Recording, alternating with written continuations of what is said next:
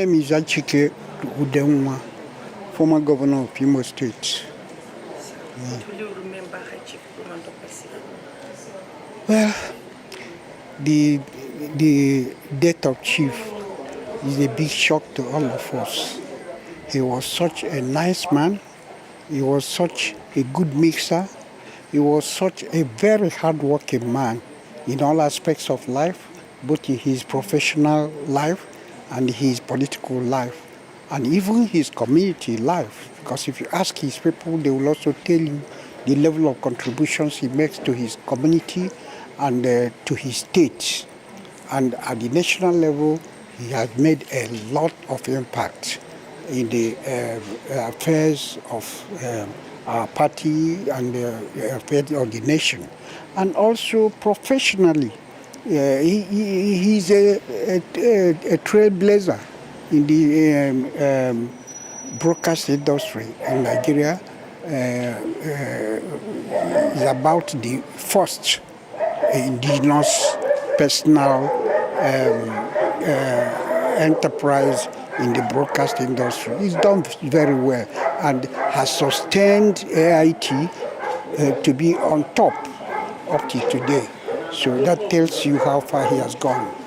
We all regret his death. We all pray God to accept his soul, and we do hope that one day all of us will meet there again. Thank you. Politically and as a media magnate. Well, our path crossed as a young man in 1992, I believe, when he was the DG of the Tuko campaign. I never met him before. I used to hear of Raymond, but I never met him personally until politically we met. An incident happened in Asaba. Without knowing him, he stood firmly behind me because we were working together for the Tuko campaign. That's the kind of man he was. It doesn't have to know you. As long as you know you are suffering some form of injustice or oppression, someone will come standing by you. And that was the hallmark of his life. In the South, you can't talk about a louder voice than Izomo. He stood for our people. He worked for our people. He wanted the best for our people. He did that till he drew his last breath. In fact, when I heard yesterday that he died, I was shocked. Because last time I was here was just before the election. I came here. We had a meeting here. Wasn't sick. I never heard of anything that was wrong with him. So to hear that he just passed on was really, really a big shock for me. And I hope that his legacies will endure, because he was a fighter for justice. He lived for justice, and everything he did for justice. That is the best legacy I think he has left behind. Because at the end of the day, you can have all the material things, you can live a good life. If you don't stand for something, you will not die for something. He stood for justice, and that is how I will remember him. Tremendous shock, because he survived COVID.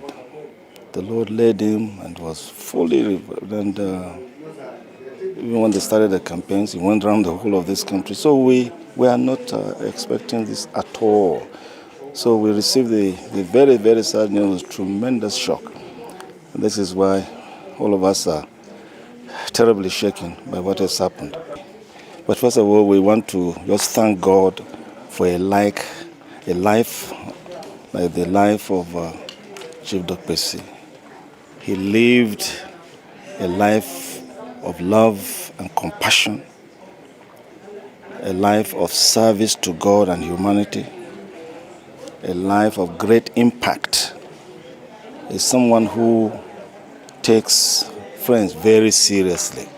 I remember him as we worked together within the party in a number of dimensions, how he would listen with tremendous respect, humility, and honor, and how he would stand by decisions taken very, very firmly. He was a person of integrity, consistently good. He would never ever allow a decision that has been collectively taken to be thrown unattended. Tremendous, very reliable, very dependable, very, very good. In fact, it's a huge loss to the entire nation. As I said in that word, it's a loss to Africa.